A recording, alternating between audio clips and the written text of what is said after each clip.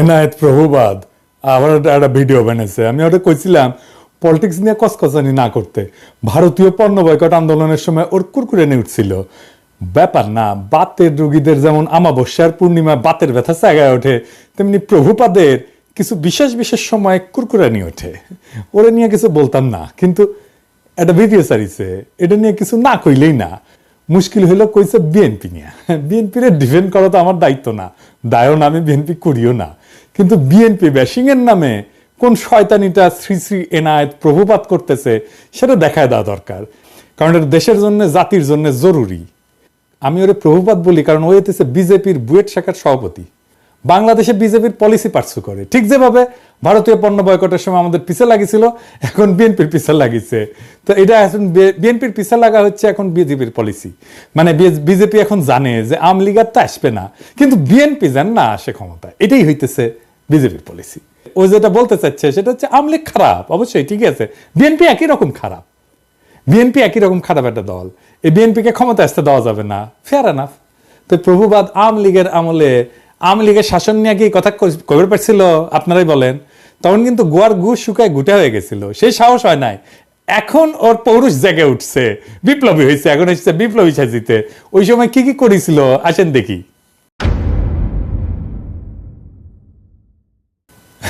পদ্মা সেতু নিয়ে বই লিখেছিল, হ্যাঁ, পদ্মা সেতুর কত কিছু আবার ভিডিও করছিল পদ্মা সেতু নিয়ে। নির্বাচন আগে হাসিনার যেগুলো মেগা প্রজেক্ট, গুলো মেগা দুর্নীতির প্রজেক্ট, সেগুলো নিয়ে ও ভিডিও বানিয়েছিল। পদ্মা সেতু নিয়ে, মাতারবাড়ি নিয়ে, রামপাল নিয়ে, পায়রা নিয়ে, রূপপুর নিয়ে। রূপপুরে কি পরিমাণে টাকা মারিছে এখন সব খবর বাড়াচ্ছে, কিন্তু ওর কাছে আসে নাই গেলে সেই খবর, ওইটা প্রমোট করে গেছে। ইন্ডিয়া আউটের সময় ও ইন্ডিয়া আউটের পিছে লাগিয়েছিল, কইছিল মনে আছে না? এটা আবার দেখেন, বাংলাদেশের মানুষ নাকি পেঁয়াজ খেয়ে নেশা করে। শুনেন, বাংলাদেশের মানুষ দুইটা জিনিস দিয়ে নেশা করে, একটা হচ্ছে সয়াবিন তেল আর একটা হচ্ছে পেঁয়াজ। আবার দেখেন নসরুল হামিদের ওটি যে ভিডিও ব্যানার প্রশংসা করে, হ্যাঁ। আবার ইসরায়েল পণ্য বয়কটের সময় স্টারবাক্সের মগ নিয়ে ওই উপহাস, দুইটা মগ, দুই হাতের দুইটা মগ নিয়ে উপহাস করছিল বয়কটকারীদের। আজ এডিটর সাহেব দেখান তো 5ই আগস্টের আগের ভিডিওগুলো দেখান, এখানে টাইটেলগুলা, আর পরের ভিডিওগুলোর টাইটেলগুলো এটি দেখান। দেখেছেন? দেখেছেন? হ্যাঁ, বিপ্লবী পৌরুষ জায়গায় উঠেছে, বিপ্লবী হয়ে উঠেছে। আগে ছিল ধ্বজভঙ্গ, তারপরে 5ই আগস্টের পরে ওর পৌরুষ জায়গায় উঠেছে। তা আসেন ভিডিওর শুরুতে কি কইছে সেটা দেখি। 5ই আগস্ট বিকাল থেকে বিএনপির বিভিন্ন লেভেল থেকে এই দাবি আসতে থাকে যে আগামী 3 মাসের মধ্যে আপনাকে নির্বাচন দিতে হবে। তো ও বিএনপির দোষ দিতেছে। বিএনপি কেন বাংলাদেশের বর্তমান অন্তর্বর্তীকালীন সরকারের কাছে নির্বাচন চাইছে? তো একটা গণতান্ত্রিক দল তো নিজের দেশের সরকারের কাছে সুষ্ঠু নির্বাচন চাইবে না? বিএনপি তো হাসিনার কাছেও চাইছে নির্বাচন নাকি? তো এনাদের ওই যে বাবার দেশ ভারতের কাছে যে ওর নেতা সজীব ওয়াজেদ জয় 90 দিনের মধ্যে বাংলাদেশে নির্বাচন করায় দেওয়ার দাবি করলো, সেটা এনাদের ভাল লাগছে না? হ্যাঁ, দেখেছেন?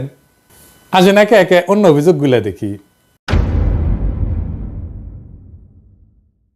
ওই করছে যে মার্কিন দূতাবাসের সূত্র নাকি দাবি করেছে যে তারেক রহমান বিভিন্ন কনস্ট্রাকশন কোম্পানি আর প্রতিষ্ঠানের কাছে চাঁদা চাইছিল। শুনেন, মার্কিন দূতাবাসেরই আরেকটা সূত্র বলতেছে তারেক রহমান কোটি কোটি ডলারের অবৈধ সম্পদ সংগ্রহ করছেন। ঢাকায় আগে একজন মার্কিন রাষ্ট্রদূত ছিলেন যার নাম জেমস এফ মরিয়ার্টি। উনি বলতেছেন তারেক রহমান শুধুমাত্র যে মোনেম কনস্ট্রাকশনের মতন একটা লোকাল কোম্পানির কাছ থেকে ঘুষ খাইছেন এমন না, ওই কি মোনেম কনস্ট্রাকশন তারেক রহমানকে 4.5 লক্ষ মার্কিন ডলার ঘুষ দিছিল। আসল কাহিনী হচ্ছে মার্কিন দূতাবাস এরকম কোনো দাবি করে নাই।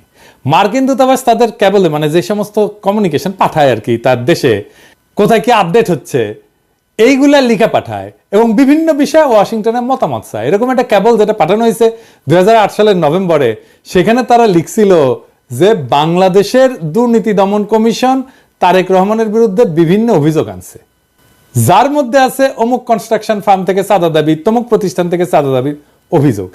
এটা রিপোর্টিং, এইটা মার্কিন দূতাবাসের কোনো অভিযোগ না। একটা দাবিও কিন্তু মার্কিন দূতাবাস বা তাদের কোনো সূত্র করতেছে না। এই অভিযোগ আনছে মইনুল আহমেদের সরকারের দুর্নীতি দমন কমিশন, যারা তখন -2 ফর্মুলা বাস্তবায়নে ব্যস্ত। আর আমেরিকা দূতাবাস সেই মামলাগুলোর বর্ণনা করতেছে, আর কিছু না। কিন্তু এই মামলাগুলো কিভাবে হয়েছে সেটা একটা বর্ণনা কিন্তু আছে মহিউদ্দিন আহমেদের বই 1/11-তে। এই মামলাগুলো হয়েছিল সরাসরি মইনুল আহমেদের নির্দেশে, যদিও তখনকার এনবিআর বা দুদক কেউই তারেক রহমানের বিরুদ্ধে কিছুই পায় নাই। বইয়ের 274 পৃষ্ঠাতে মহিউদ্দিন আহমেদ যখন তৎকালীন এনবিআর এর শীর্ষ কর্মকর্তাকে তারেক রহমানের মামলাগুলোর ব্যাপারে জিজ্ঞেস করছে, উনি উত্তর দিচ্ছেন, কি বলতেছেন, তাদের বিরুদ্ধে তো কোনো মেজর কেস পাওয়া যায়নি, যেমন তারেকের তো কোনো কিছু প্রমাণিত হয় নাই, তার তো কিছু পাই নাই বলতে গেলে, দেখেছেন। এবং এই 111 বইতে খুব বিস্তারিতভাবে লেখা আছে কিভাবে মইনুল আহমেদ বাধ্য করছিল এই সমস্ত মামলা দিতে। এবং আমরা সবাই জানি যে কিভাবে তখন ব্যবসায়ীদের তুলে নিয়ে বিভিন্ন রাজনীতিবিদদের বিরুদ্ধে মামলা করতে বাধ্য করা হইতো। সেই মামলাগুলোর সূত্র ধরে এই প্রভুপাদ ভিডিও বানায় ফেলছে যে তারেক রহমান চাঁদাবাজি করছে, দেখেছেন। মানে মানুষের তো ইন্টেলেকচুয়াল একটা অনেস্টি থাকবে। উনাকে আবার ছাত্র পড়ায় বুয়েটে, ছাত্র কি শিখবে ওর কাছ থেকে? ছাত্র সাবজেক্ট কি শিখবে জানি না, কিন্তু নৈতিকতা তো শিখবে না ওর কাছ থেকে। এখন প্রশ্ন হইতেছে যে মামলাগুলো হইলো গত 17 বছর, এই চাঁদাবাজি মামলার অগ্রগতি কি? ঘোড়ার ডিম, শূন্য। এটা চাঁদাবাজির মামলাও হাসিনা গত 17 বছরের কোনো আদালতে প্রমাণ করতে পারে নাই, এমনকি কোনো বিবাদী এই সমস্ত ভুয়া মামলা চালাইতেও চায় নাই। তো প্রভুবাদ কোত্থেকে পাইলো এগুলো? দেখেছেন কিরকম জাউরা, কিরকম জাউরা। এনায়েতের ভিডিওতে আমিন আহমেদ ভুইয়া নামে এক ব্যবসায়ীর কথা বলছে, যাকে নাকি তারেক রহমান হুমকি দিছিল চাঁদার জন্য। অথচ আমিন আহমেদ ভুইয়া নিজেই দাবি করছে যে তাকে জোর কইরা তারেক রহমানের বিরুদ্ধে মামলা করানো হয়েছিল। তো এডিটর সাহেব আগে দেখান প্রভুপাত কি কইছে।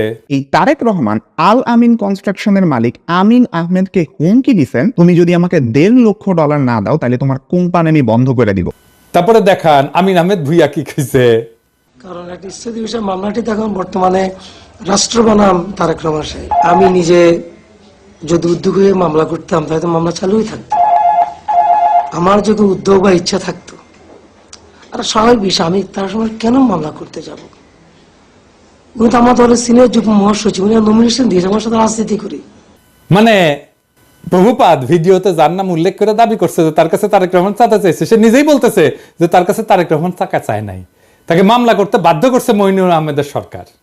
মানে ওই যে বলছে বিএনপিতে এর মধ্যে ক্ষমতায় আসেনি, মইনুলের পর তো আওয়ামী লীগ ক্ষমতায়, তাহলে ও তো এমন না জোরে চাপ দিয়ে বলছে বিএনপি, তাই না? এইটা গেল প্রথম ধাপ্পাবাজি। দ্বিতীয় ধাপ্পাবাজি ধরি, প্রভুপাত দাবি করেছে যে তারেক রহমান নাকি বাংলাদেশে সিমেন্টসের সমস্ত চুক্তি থেকে 2% কমিশন নিয়েছিলেন। থার্ড এক্সাম্পল সিমেন্স থেকে এই তারেক রহমান এবং তার ভাই আরাফাত রহমান কোকো ঘুষ নিছেন বলে কিন্তু অভিযোগ আছে। একজন প্রত্যক্ষ সাক্ষী জানাইতেছেন বাংলাদেশে সিমেন্সের যত চুক্তি হইতো তার থেকে প্রায় 2% কমিশন এই তারেক রহমান নিতেন। সিমেন্সের বিরুদ্ধে আমেরিকার যে মামলা হয়েছিল, সেই মামলা 20 পৃষ্ঠার রায়ে কোন ডকুমেন্টে তারেক রহমান সিমেন্সের কাছে টাকা চাইছে বা তারেক রহমানকে সিমেন্স 1 টাকাও কখনো দিছে এমন কোন কথার উল্লেখই নাই। এই যে তাহলে এই তথ্য প্রভুপাত কোথায় পেয়েছে? হ্যাঁ, আওয়ামী লীগ দিছে ওরে, ইন্ডিয়া দিছে ওরে, বুঝছাও। আচ্ছা, এরপরের ঘটনা আর এটা ইন্টারেস্টিং, কারণ এটা থেকে আরো পরিষ্কার হয়ে যাবে যে এই প্রভুপাদের বেসিকই ক্লিয়ার না। ওই দাবি করেছে যে টঙ্গীতে একটা 80 মেগাওয়াট প্ল্যান্ট নির্মাণের জন্য চীনা কোম্পানি হারবিন তারেক রহমানকে $7.5 লাখ মার্কিন ডলার ঘুষ দিছিল। শুনেন। 12ই অগাস্ট প্রধান উপদেষ্টার সাথে চালু করবে কিনা, আর আদৌ দেশ পরিচালনার জন্য তারা আওয়ামী লীগের একটা বিকল্প হইতে পারে কিনা।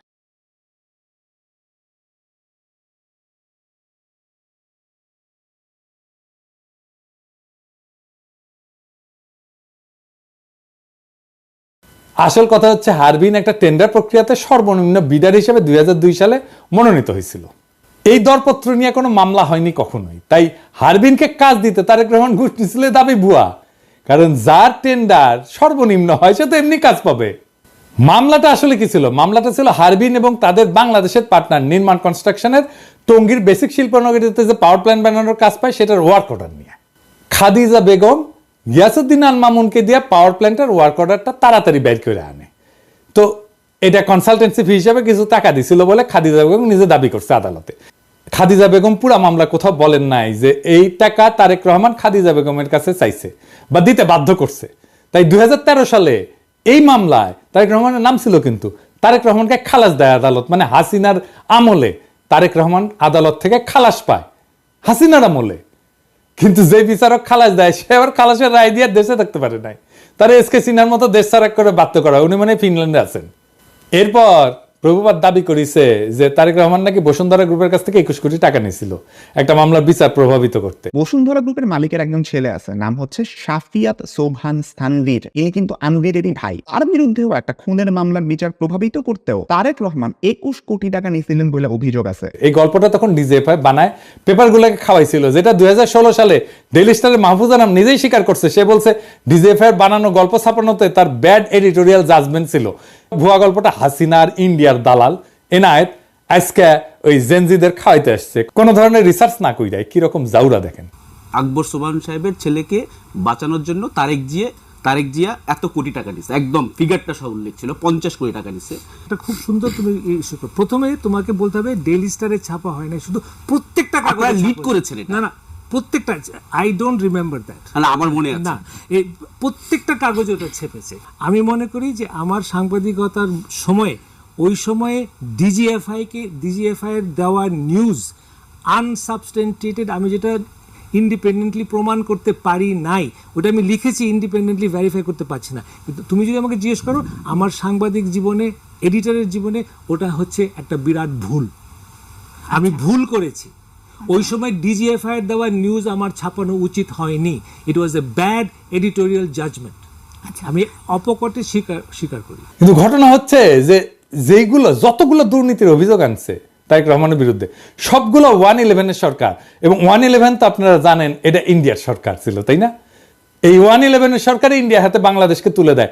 এই যে ওই সময় 111 ডিজিএফআই, মানে যারা আসলে ইন্ডিয়ার বানানো জিনিস, বানানো তরকারি খাওয়াইছিল, সেই জিনিসটা খাওয়াইতেছে প্রভুপাদ আইসকা জেনজিদের। এবার আসেন খাম্বানিয়া মিথ্যাচারের আলাপটা করি। ওই 111 সরকারের সময় খাম্বা দুর্নীতি সহ বিদ্যুৎ খাতের দুর্নীতি তদন্তে ওরিব ইউনিভার্সিটি বুয়েটের সাবেক ভিসি আব্দুল মতিন পাটোয়ারির নেতৃত্বে একটা তদন্ত কমিটি তৈরি করা হয়েছিল। সেই রিপোর্টটা পর্যন্ত এখনো প্রকাশ হয়নি। খোঁজ নিয়ে জানা যায় যে এই সময় 100 কোটি টাকা মূল্যের খুঁটি সংগ্রহ করছে এরকম 4টা প্রতিষ্ঠান ছিল। এর মধ্যে 3টেই ছিল আওয়ামী লীগ সমর্থিত ঠিকাদারি প্রতিষ্ঠান। এই 5 বছরে আরইবির মোট খুঁটির বেশিরভাগ সরবরাহ করে আওয়ামী লীগ সরকারের সমর্থক ব্যবসায়ী কাজী শাহাদ আহমেদের মালিকানাধীন জেমকম গ্রুপের 5টা প্রতিষ্ঠান। এই গ্রুপ একাই 511 কোটি 30 লাখ টাকার কাজ পায়। এছাড়া আওয়ামী লীগ সরকারের সময় আরইবির খুঁটির পুরাটাই যোগান দেয় প্রতিষ্ঠান। 2002 থেকে 2003 সাল বিএনপি সমর্থিত ঠিকাদারদের ছোট ছোট আরো কয়েকটা প্রতিষ্ঠান কাজ পেলেও 100 কোটি টাকার মতো কাজ করছে গিয়াসউদ্দিন আল মামুনের মালিকানাধীন খাম্বা গ্রুপের 2টা প্রতিষ্ঠান। তবে জোট সরকারের 5 বছরের প্রথম 1 বছর এই প্রতিষ্ঠান কিন্তু কোনো কাজ পায়নি। জোট সরকারের 5 বছরে আরইবির লাইন অধিগ্রহণের আওতায় মোট 879 কোটি 31 লাখ 22 হাজার টাকার কংক্রিট খুঁটি কেনা হয়। এর মধ্যে জেমকন গ্রুপের 5টা প্রতিষ্ঠান খুঁটি সরবরাহ করে 511 কোটি 30 লাখ টাকার, কনফিডেন্স গ্রুপ সরবরাহ করে 119 কোটি 79 লাখ টাকার খুঁটি, খাম্বা গ্রুপের 2টা প্রতিষ্ঠান সরবরাহ করে 102 কোটি 10 লাখ টাকার খুঁটি। এবার এই যে সে পাশে লেখেন তো, কন্টেক্ট গ্রুপ সরবরাহ করে 85 কোটি 4 লাখ টাকার। এছাড়া টেস্কো পাওয়ার লিমিটেড 24 কোটি, রয়্যাল গ্রিন 13 কোটি, লুমেক রুম্বার 20 কোটি এবং অন্য একটা প্রতিষ্ঠান নাম ভুলে গেছি 25 লাখ টাকার একটা খুঁটি সরবরাহ করে। 2003-04 সালে আরইবির মোট খাম্বা কেনে 214 কোটি টাকার। এর মধ্যে জেমকন 104 কোটি, মানে অর্ধেকেরই। খাম্বা 41 কোটি, কনফিডেন্স 31 কোটি, কন্টেক্ট 26 কোটি, টেস্কো পাওয়ার 20 কোটি, রয়্যাল গ্রিন 5 কোটি টাকার কাজ পায়। 2004-05 সালে আরইবির মোট খুঁটি কেনে 194 কোটি টাকা। এর মধ্যে জেমকন 87 কোটি টাকা, খাম্বা মাত্র 29 কোটি, কনফিডেন্স 27 কোটি, কন্টেক্ট 21 কোটি, রয়্যাল গ্রিন 5 কোটি টাকা, অন্য একটা কোম্পানি 2 কোটি টাকার কাজ পায়। 2005-06 সালে 127 কোটি টাকা কাজের মধ্যে জেমকন 68 কোটি, খাম্বা 25 কোটি, কনফিডেন্স 25 কোটি, কন্টেক্ট 11 কোটি, রয়্যাল গ্রিন 2 কোটি টাকার কাজ পায়। তাহলে দেখা যাচ্ছে খাম্বার সাথে দুর্নীতিতে ওতপ্রোতভাবে জড়িত ছিল আওয়ামীপন্থী ব্যবসায়ী কাজী শাহাদের জেমকন গ্রুপ, তাই না? হিসাবটা কি বলে? হিসাব তো পাক্কা হিসাব, আপনি নিয়ে আসতে পারেন, এখনো নিয়ে আসতে পারেন, এইসব তো সরকারের কাছেই আছে। তো খাম্বা কি প্রভুপাত পাশায় ঢুকাইছে? হ্যাঁ, খাম্বা বেচলো আওয়ামী লীগ আর প্রভুপাতের পশ্চাতে ঢুকলো বিএনপির খাম্বা। হ্যাঁ, এবার আসেন জিয়া অরফানেজ ট্রাস্ট নিয়ে কথা কই। 6 number example, Zia orphanage trust fund আছে যেখানে এতিমদের জন্য টাকা আসে। ওই ফান্ডের অ্যাকাউন্ট থেকেও 2 কোটি টাকা হাতায় আনেন এই তারেক রহমান। উনি তার নিজ শহর বগুড়াতে একটা জমি কেনার জন্য এই ট্রাস্টের তহবিলের টাকা ইউজ করে। ওই দাবি করেছে যে জিয়া অরফানেজ ট্রাস্ট ফান্ডের অ্যাকাউন্ট থেকে 2 কোটি টাকা হাতায় নিয়ে তারেক রহমান বগুড়া একটা জমি কিনছিল। সত্য ঘটনা হচ্ছে তারেক রহমান কোনো টাকা হাতায় নিয়ে জমি কিনে নাই। এই জমি কেনা হয়েছিল জিয়া অরফানেজ ট্রাস্টের নামে। দেখেন, যেটাই মামলার রায় বলা আছে, তারেক রহমান অরফানেজ ট্রাস্টের টাকায় নিজের নামে কোনো জমি কেনে নাই। এটা হাসিনার আদালতও বলে নাই, কোনোদিন দাবিও করে নাই, কিন্তু হাসিনা আর ইন্ডিয়ার দালাল এনায়েত প্রভুপাদ দাবি করেছে। এবার আসেন রাজনৈতিক ষড়যন্ত্র নিয়ে আলাপ করি। দ্বিতীয় এক্সাম্পল, 10 ট্রাক অস্ত্র। বাংলাদেশের ইতিহাসে সর্ববৃহৎ অস্ত্র আর গোলা বারুদের চালান আটক করা হয় 2004 সালের 1 এপ্রিল রাতে। তো প্রভুপাদ হঠাৎ কইরা দুর্নীতি বিশেষজ্ঞ থেকে রাজনৈতিক ষড়যন্ত্র বিশেষজ্ঞ হয়ে গেল, ব্যাখ্যা করতে আসছে 10 টাকা অস্ত্র মামলা নিয়ে। তো এই 10 টাকা অস্ত্র মামলার ব্যাপারে আমাদের প্রভুপাদের দেখা যাচ্ছে যে আমাদের দেশের মানুষের উপরে ভরসা কম, তাই সব সূত্র হচ্ছে ভারতীয় গোয়েন্দারা, যারা 10 টাকা অস্ত্রের দোষ চাপায় বাংলাদেশকে বিপদে ফেলতে বদ্ধপরিকর ছিল। এখানে যদি বিএনপির কোনো ভুল থাকে, তাহলে কি বর্তমান অন্তর্বর্তীকালীন সরকারের প্রধান উপদেষ্টা ডক্টর ইউনূসকে একইভাবে দোষারোপ করা যাবে না? উনিও তো ভারতের টিভি মিডিয়া এনডিটিভির সাথে সাক্ষাৎকারে বলছেন, বাংলাদেশকে ভারত অস্থিতিশীল করতে চাইলে ভারতের 7 সিস্টার অক্ষত থাকবে না, বলছে না? তাইলে ভারতকে চাপে রাখার ব্যাপারে পররাষ্ট্রনীতি কি বিএনপির ভুল ছিল? এই নীতির কারণে বিএনপির ভোট পেতে বাধা থাকবে কেন? আবার নিজেই বলছে যে বিএনপি ক্ষমতা আঁকড়ে ধরে রাখতে চায়নি। সেটা কি প্রমাণ করে না যে বিএনপি গণতন্ত্র চাইছে বারবার? আমরা এই প্রসঙ্গে পরে আসবো। এরপর সে ব্যাখ্যা করতে গেল 21 আগস্টে গ্রেনেড হামলা। এও দাবি করেছে যে মুফতি হান্নান নাকি 2004 সালের 14 আগস্ট হাওয়া ভবনে বসে পরিকল্পনা করছে। আমরা 21 আগস্ট বোমা হামলা। ডেইলি স্টারের 2009 সালের একটা রিপোর্টের মতে 2004 সালের 14 আগস্ট রাতে হাওয়া ভবনে বসে স্বরাষ্ট্র প্রতিমন্ত্রী বাবর, উপমন্ত্রী পিন্টু সহ জঙ্গি সংগঠন হুজির নেতারা বৈঠক করে শেখ হাসিনাকে গ্রেনেড হামলার মাধ্যমে মেরে ফেলার পরিকল্পনা করে। তো এইবার একটু মুফতি হান্নানের জবানবন্দিটা দেখি তো। মুফতি হান্নান 21 আগস্টের গ্রেনেড হামলার ব্যাপারে 2টা জবানবন্দি দিয়েছে। প্রথমটা 2007 সালে, যেটার ভিত্তিতে মামলা বিচার শুরু হয়ে গেছিল, কিন্তু সেই জবানবন্দিতে তারেক রহমানের হাওয়া ভবনের নাম নিশানাও ছিল না। এই জন্য শেখ হাসিনা 2009 সালে মুফতি হান্নানকে রিমান্ডে নিয়ে নির্যাতন করিয়া তারেক রহমানের হাওয়া ভবনের নাম বের করার দায়িত্ব দেয় তার বিশ্বস্ত দালাল আব্দুল কাহার আকন্দকে। এরপরে 120 দিন রিমান্ডে নির্যাতনের পর মুফতি হান্নানকে দিয়া জোর কইরা 2011 সালে বলানো হয় যে এই হামলার আগে সে হাওয়া ভবনে তারেক রহমানের সাথে দেখা করছিল। এই জন্য 2024 সালের নির্বাচনে আব্দুল কাহার আকন্দকে হাসিনা নৌকা মার্কা প্রার্থী করে। এই দেখেন, এই নির্বাচনে আওয়ামী লীগ থেকে আমাকে নৌকা মার্কা প্রদান করা হয়েছে। আমাদের জাতির জনক বঙ্গবন্ধু শেখ মুজিবুর রহমান ও তার পরিবারের সকল সদস্য, একমাত্র মাননীয় প্রধানমন্ত্রী শেখ হাসিনা এবং তার বোন শেখ রেহানা বাদে সবাইকে হত্যা করা হয়েছে।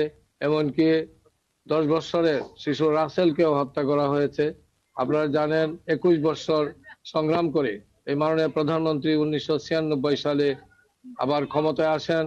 ক্ষমতায় আসার পর বঙ্গবন্ধু হত্যা মামলা রুজু হয়। এতদিন এই হত্যা মামলা রুজু করতে দেওয়া হয়নি এবং সেই মামলার তদন্তভার আমাকে দেওয়া হয়। সেই মামলাটিও আমি পরবর্তী তদন্ত করি এবং সঠিক পথে নিয়ে আসি।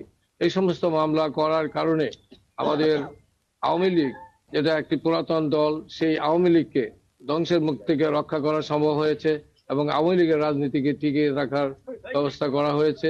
আমাদের মাননীয় প্রধানমন্ত্রী আমাকে নৌকা মার্কা দিয়েছেন। এইদিকে মুফতি হান্নান এই জবানবন্দি দেওয়ার সাথে সাথে প্রত্যাহারেরও কিন্তু আবেদন করে। এই জবানবন্দি ছিল পুরাই বানোয়াট। আমি বলবেন যে আপনি বললেই বানোয়াট হয়ে যাবে। আছেন একটা জিনিস দেখি, মজার জিনিস, এটা বানোয়াট কেন? মুফতি হান্নান কবে কত তারিখে হাওয়া ভবনে তারেক রহমানের সাথে দেখা করতে গেছিল সেটা মনে করতে পারে নাই, তাই তার সাক্ষ্যে লেখা ছিল তারিখ এবং সময় মনে পড়ছে না। অথচ হাওয়া ভবনে তার বৈঠক ছাড়া বাকি সমস্ত ঘটনার তারিখ সহ বিস্তারিত বর্ণনা করছে মুফতি হান্নান। শুধু হাওয়া ভবনের মিটিংটার তারিখ তার মনে নাই। এখন আসেন একটা আদালত কিভাবে কাজ করে বোঝায়। কারণ হাসিনার আর মোদির ঘেটুপুত্র এনায়েত প্রভুপাদ আবার এগুলো বুঝবে না। আদালতে একটা মামলা যাওয়ার আগে পুলিশ তদন্ত করে এবার সম্ভাব্য দায়ী ব্যক্তিদের নামে চার্জশিট দেয়। এরপর আদালত এই চার্জশিট গ্রহণ করে বিচার শুরু করে। বিচারে বাদী এবং বিবাদী পক্ষ তাদের পক্ষে সাক্ষী হাজির করে। এছাড়া আসামিদেরকেও হাজির করা হয়। সবাইকে 2 পক্ষের আইনজীবীরা জেরা করে, মানে বিভিন্ন প্রশ্ন জিজ্ঞেস করে ঘটনার সত্যতা নির্ধারণের চেষ্টা করে। এই জেরার পর সবার যুক্তি তর্ক শুনে আদালত রায় দেয়। এখন খালি মুফতি হান্নান কেন, তার বাপও যদি জবানবন্দি দেয় যে তার 21 আগস্টে বোম মারছে তারেক রহমানের কথায়, কিন্তু আদালতের জেরায় যদি প্রমাণ হয় তাদের দাবি মিথ্যা, তারা খালাস পেয়ে যাবে। আর যদি তাদের জেরা করার কোনো সুযোগই দেওয়া না হয়, সেটা হচ্ছে একটা ক্যাঙ্গারু কোর্ট, যেখানে কোনো সুষ্ঠু বিচার হয় না।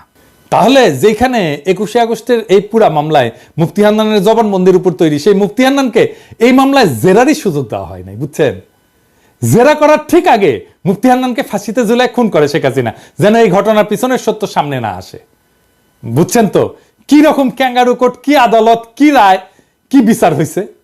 মুফতি হান্নানের জবানবন্দি ছাড়া এই মামলার বিচারিক প্রক্রিয়াতে কেউ দাবি করে নাই যে হাওয়া ভবনে কোনো মিটিং হয়েছিল, যেখানে এই হামলার সিদ্ধান্ত নেওয়া হয়েছিল। আর মুফতি হান্নানকে অকথ্য নির্যাতন করে একটা জবানবন্দি আদায় করলে সে জবানবন্দির কোথাও এই মিটিং এর তারিখের উল্লেখ নাই, আগে বলছি। কিন্তু হাসিনার দালাল, ইন্ডিয়ার দালাল এনায়েত প্রভুপাত জেনে গেছে যে মিটিং ঠিক 14 আগস্ট হয়েছিল। শুনেন, ডেইলি স্টারের 2009 সালের একটা রিপোর্টের মতে 2004 সালের 14 আগস্ট রাতে হাওয়া ভবনে বসে স্বরাষ্ট্র প্রতিমন্ত্রী বাবর, উপমন্ত্রী পিন্টু সহ জঙ্গি সংগঠন হুজির নেতারা বৈঠক করে and শেখ হাসিনাকে গ্রেনেড হামলার মাধ্যমে মেরে ফেলার পরিকল্পনা করে। কই পাইছে? প্রমাণ দেখাইতে পারবো? ওকে বলবেন প্রমাণ দেখাইতে। মানে যে হামলা করছে সে মনে করতে পারতেছে না কবে হয়েছে মিটিং, আর এনায়েত প্রভুপাত যাই না বসে আছে। বাবা, কঠিন তালেবর। দেখেছেন, অপরাধী সব জায়গায় তার অপরাধের চিহ্ন রেখা যায়। মিটিং এর তারিখটা এখানে কেন গুরুত্বপূর্ণ এটা বোঝা দরকার। মিটিং এ যারা উপস্থিত ছিল তারা সবাই রাষ্ট্রের গুরুত্বপূর্ণ ব্যক্তি, 2 জন এমপি, গোয়েন্দা বাহিনী প্রধান, তারেক রহমান নিজে। তো এত গুরুত্বপূর্ণ মানুষ যাদের প্রত্যেকের সাথে তো অনেক লোক থাকে, তাই না? তাদের এপিএস থাকে, বডিগার্ড থাকে, ড্রাইভার থাকে, আরো অনেক স্টাফ থাকে তাদের সাথে। কিন্তু কেউ কিন্তু একা না, আমাদের মতো না, সাধারণ মানুষ না। তাদের প্রত্যেকটা মিটিং এর শিডিউল থাকে, যেগুলো তার পিএসরা ম্যানেজ করে, এবং অনেকের সাথে মিডিয়ার লোকজনও থাকে তো সার্বক্ষণিক, তাই না? এখানে তো দেখবে কোথায় যাচ্ছে, কি করতেছে, সব জায়গায় মিডিয়ার লোকজন থাকবে। তাই রাষ্ট্রীয় দায়িত্বপ্রাপ্ত কোনো গুরুত্বপূর্ণ ব্যক্তি কোনো নির্দিষ্ট তারিখে মুফতি হান্নানের যদি উল্লেখ করতো, তাহলে বের করে ফেলা যেত যে গুরুত্বপূর্ণ ব্যক্তিরা সেদিন হাওয়া ভবনে ছিলেন না, এই পুরো মামলায় ডিসমিস হয়ে যেত। তাই সরকারি এই বানোয়াট জবানবন্দিতে জোর করে মুফতি হান্নানকে দিয়ে দেখায়, যেখানে যখনই তারিখের কথা আসছে তখন মুফতি হান্নানকে বলতে হয়েছে যে তারিখ আর সময় মনে নাই। এই এমপি, এতগুলো এমপি, 2 জন এমপি, স্বরাষ্ট্রমন্ত্রী, তারপরে তারেক রহমান, এতগুলো লোকের একটা দিন হাওয়া ভবনে গেছে, ওইটা বাইর করা যাবেই যাবে যদি এটা ঘটে থাকে সত্যি সত্যি। কিন্তু এত বুদ্ধি ওর মাথার থাকলে তো ওর তার ইন্ডিয়ার দালালি করতে হয় না, হাসিনারও দালালি করতে হয় না। এরপরে প্রভুপাত দাবি করছে যে বিএনপি নেতারা নাকি বাংলা ভাইয়ের জেএমবি কে পৃষ্ঠপোষকতা করছে। বিএনপি জামায়াত জোট সরকার জঙ্গি গোষ্ঠীকে তোষণ করত, তাদেরকে পালতো এন্ড পরে নিজেদের কাজেও ব্যবহার করছে। তার সোর্সকে জানেন?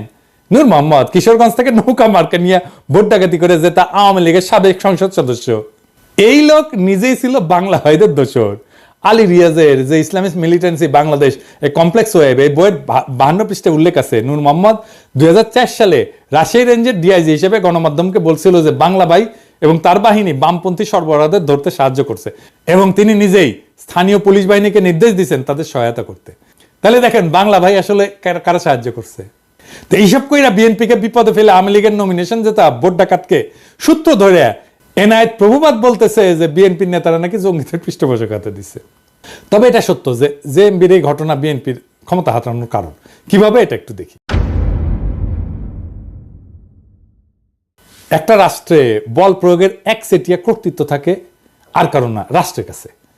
এই কর্তৃত্ব আর কারো কাছে চলে গেলে বল প্রয়োগের দ্বিতীয়, তৃতীয়, চতুর্থ যদি জিনিস তৈরি হয়ে যায় তাহলে রাষ্ট্র ক্ষমতাহীন হয়ে যায়। হাসিনার পুলিশ আমাদের মারবে, এটাই নিয়ম। যতদিন আমাদের একসেটে এভাবে মারতে পারবে ততদিনই হাসিনার ক্ষমতা। আমরা যখন ঠোলা মেয়েটা ঝুলে রাখতে পারলাম না তখনই হাসিনা পলাইলো, বুঝছেন? তা খালেদা জিয়া সরকার ক্ষমতায়, যেখানে বাংলা ভাই প্যারালাল একটা বল প্রয়োগ করে, তাহলে খালেদা জিয়ার ক্ষমতা কোথায় থাকে? থাকে না তো। রাষ্ট্রের 2টা ক্ষমতা থাকে না, এক বনে 2 বাঘ থাকে না, এক বনে একটাই বাঘ থাকে। আমরা বাঘ হয়ে উঠতে পারছিলাম জন্যই হাসিনা পলাইছে, বুঝছাও? বাংলা ভাই ওইখানে তাণ্ডব করতেছে, আর বিএনপির মন্ত্রীরা বলতেছে বাংলা ভাই মিডিয়ার সৃষ্টি। এটা তো বিএনপির দোষ। যদিও 2005 সালে 17 আগস্ট জেএমবি আত্মপ্রকাশ করে, তারপরে 1 বছরের মাথায় জঙ্গি সংগঠনের সমস্ত নেতাকে গ্রেপ্তার করে পুরো সংগঠনটা ভেঙে দেওয়া হয়। এটা নিয়ে টাইম ম্যাগাজিন একটা প্রচ্ছদ প্রতিবেদনও করে, কিন্তু ড্যামেজ যা হওয়ার তা হয়ে গেছে ততদিনে। গ্রেনেড হামলা নিয়ে কথাটা বলি, যে গ্রেনেড হামলা নিয়ে বিএনপির লোকেরা নানা কথা বলে হাসিনায় তদন্ত করতে দেয় না, কিন্তু এটাও সত্য। জজমিয়া নাটক কিন্তু বিএনপির আমলে হয়েছিল। গ্রেনেড হামলা একটা বিশ্বাসযোগ্য তদন্ত করতে না পারার দায় বিএনপির, এটা আমি আগেও বলছি, এখনো বলতেছি। আরো আরো বিএনপির আরো সমস্যা আছে। র্যাব বানানো হয়েছে, এটা বিএনপির একটা মারাত্মক ভুল। বিএনপি আমলে র্যাব বিচার বহির্ভূত হত্যাকাণ্ড শুরু করে, এইটা মানবাধিকার লঙ্ঘন, এর দায় বিএনপি। এবং এখনো পর্যন্ত বিএনপি যে এটা ভুল কাজ ছিল সেটা স্বীকার করে না। দেশের আভ্যন্তরীণ আইন শৃঙ্খলাটা মিলিটারি ইস্যু না রে বাবা, এইটা মিলিটারি দিয়ে এই কাজ করতে পারবেন না। এখন মাঠে মিলিটারি আছে, পুলিশের কাজ করতেছে, এটাও মিলিটারির কাজ না। ওদের যত দ্রুত সম্ভব ক্যান্টনমেন্টে ফিরে যাওয়া উচিত। এবার আসেন 15 ফেব্রুয়ারি নির্বাচন নিয়ে। 1996 সালে 15 ফেব্রুয়ারি নির্বাচনের ভুল প্রেক্ষাপট বর্ণনা করছে। বাস্তবতা হচ্ছে যে বিএনপি জনগণের দাবি মেনে নিয়ে তত্ত্বাবধায়ক সরকারের অধীনে নির্বাচন দিতে চাইছিল, কিন্তু সংবিধান সংশোধনের জন্য যথেষ্ট সংখ্যক সংসদ সদস্য ছিল না, কারণ আওয়ামী লীগ, জামাত সহ সকল দলের সংসদ সদস্য সংসদ থেকে পদত্যাগ করছিল। সেই জন্য 15 ফেব্রুয়ারি নির্বাচনটা দিতে হয়েছিল। 15 ফেব্রুয়ারি নির্বাচনের মাধ্যমে নতুন সংসদ তত্ত্বাবধায়ক সরকারের বিল পাস করে বিএনপি পদত্যাগ করছিল।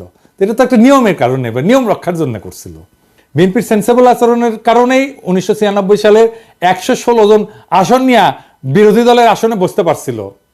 সরকার যদি এতই খারাপ চালে তো এত আসন পাইতো না, তো যেটা আওয়ামী লীগের সাথে 2001 সালে ঘটছিল।